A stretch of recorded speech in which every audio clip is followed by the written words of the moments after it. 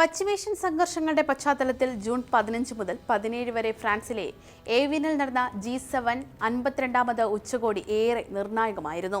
France, America, UK, Japan, Italy, Canada, European Union എന്നിവയുടെ group of 7 അനൗപചാരിക കൂട്ടായ്മ അംഗമല്ലെങ്കിലും ഔട്ട്റീച്ച് സെഷനിൽ ഇന്ത്യയും പങ്കെടുത്തു. ഇന്ത്യയുടെ നിലപാടുകൾക്ക് ആഗോള പ്രാധാന്യം വ്യക്തമാക്കി പ്രധാനമന്ത്രി നരേന്ദ്രമോദി ലോക നേതാക്കളുമായി ഇടപഴകി. അത് G7ലെ 8ാം സ്വാധീന ശക്തിയായി ഇന്ത്യ മാറുന്നു എന്ന പ്രതീതി ഉണ്ടാക്കി. സാമ്പത്തിക വിഷയങ്ങളിൽ ആദ്യം ശ്രദ്ധ കേന്ദ്രീകരിച്ചിരുന്ന G7 ഇപ്പോൾ സമാധാനം, സുരക്ഷ, ഭീകരതയ്ക്ക് എതിരായ പോരാട്ടം, വികസനം, വിദ്യാഭ്യാസം, ആരോഗ്യം, പരിസ്ഥിതി, കാലാവസ്ഥാ വ്യതിയാനമടക്കം പ്രധാന ആഗോള വെല്ലുവിളികൾ ചർച്ച ചെയ്യുന്ന വേദിയായി മാറിയിരിക്കുകയാണ്. 2003 മുതൽ അംഗരാജ്യങ്ങൾക്ക് പുറമെ ഏഷ്യൻ, ആഫ്രിക്കൻ രാജ്യങ്ങൾ ഔട്ട്റീച്ച് സെഷനുകളിൽ പങ്കെടുക്കുന്നു. ആഗോള സാമ്പത്തിക അസന്തുലിതാവസ്ഥയും അന്താരാഷ്ട്ര പങ്കാളിത്തവും ചർച്ച ചെയ്യുന്ന ഉച്ചകോടിയിൽ പങ്കെടുക്കാൻ അധ്യക്ഷ രാഷ്ട്രത്തലവൻ എന്ന നിലയിൽ ഫ്രഞ്ച് പ്രസിഡന്റ് ഇമ്മാനുവൽ മാക്രോൺ പ്രധാനമന്ത്രി നരേന്ദ്രമോദി ക്ഷണിച്ചിരുന്നു. സാമ്പത്തിക സ്ഥിരത, വികസന ധനസഹായം, സാമ്പത്തിക സുരക്ഷ, വിതരണ ശൃംഖലകൾ, കാലാവസ്ഥാ വ്യതിയാനം, ലോകം നേരിടുന്ന സുരക്ഷാ വെല്ലുവിളികൾ തുടങ്ങിയ വിഷയങ്ങളിലെ ഇന്ത്യയുടെ നിലപാട് ആഗോളതലത്തിൽ പ്രാധാന്യം അറിയിക്കുന്നത് കൊണ്ടായിരുന്നു ക്ഷണം.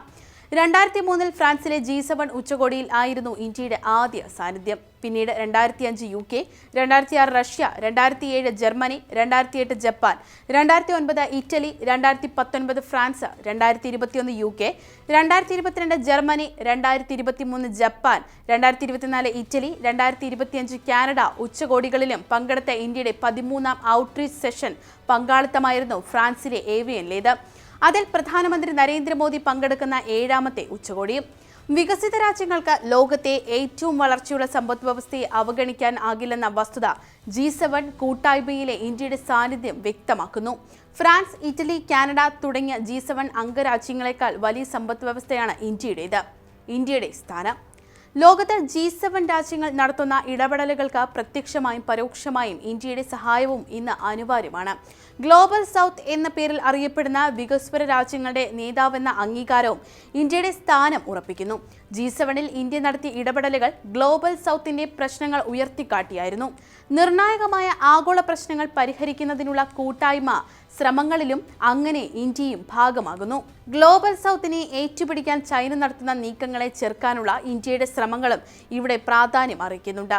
G20 അധ്യക്ഷ പദവി വഹിച്ച സമയത്ത് ഇന്ത്യ മുൻകൈയെടുത്താണ് ആഫ്രിക്കയ്ക്ക് അംഗത്വം നൽകിയത്. G20യിലെ ഇന്ത്യയുടെ നിർണായക സ്ഥാനവും G7ലെ സ്വീകാര്യത വർദ്ധിപ്പിക്കുന്നു. സുസ്ഥിര വളർച്ച അനിശ്ചിതത്വങ്ങൾ നിറഞ്ഞ ലോകത്ത് സുസ്ഥിര വളർച്ചയ്ക്ക് അതീവ പ്രാധാന്യമുണ്ടെന്ന് പ്രധാനമന്ത്രി നരേന്ദ്രമോദി ഉച്ചകോടിയിൽ ചൂണ്ടിക്കാട്ടിയിരുന്നു. അതേസമയം വളർച്ചയുടെ അളവുകോൽ ജനക്ഷേമത്തെ അടിസ്ഥാനമാക്കിയാവണമെന്നും വ്യക്തമാക്കി. എല്ലാവരെയും ഉൾക്കൊള്ളുന്ന സബ്കാ സാത്ത്, സബ്കാ വികാസ്, സബ്കാ വിശ്വാസ്, സബ്കാ പ്രയാസ്, അതായത് എല്ലാവരും ഒരുമിച്ച്, എല്ലാവർക്കും വികസനം, എല്ലാവരുടെയും വിശ്വാസം, എല്ലാവരുടെയും പരിശ്രമം എന്ന തന്റെ സർക്കാരിന്റെ തത്വവും മോദി എടുത്തുകാട്ടി.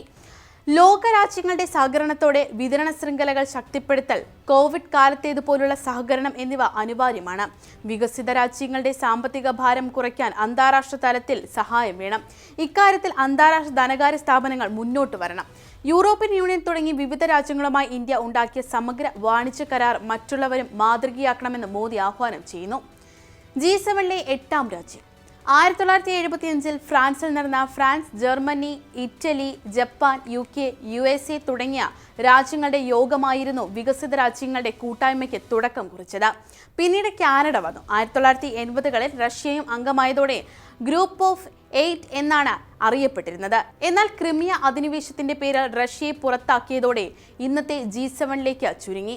ഫ്രാൻസിലെ ഏവിയനിൽ നടന്ന ഉച്ചകോടിയിൽ കേവലം ഔട്ട്റീച്ച് സെഷനിലാണെങ്കിലും ഇന്ത്യയുടെ സാന്നിധ്യം കൂട്ടായ്മയിലെ 8ാം രാജ്യമെന്ന നിലയിൽ ശ്രദ്ധ പിടിച്ചുപറ്റി. ഉച്ചകോടിയിൽ സാമ്പത്തികമടക്കമുള്ള വിഷയങ്ങളിൽ ചർച്ചയിൽ ഇന്ത്യയും ഭാഗമായി.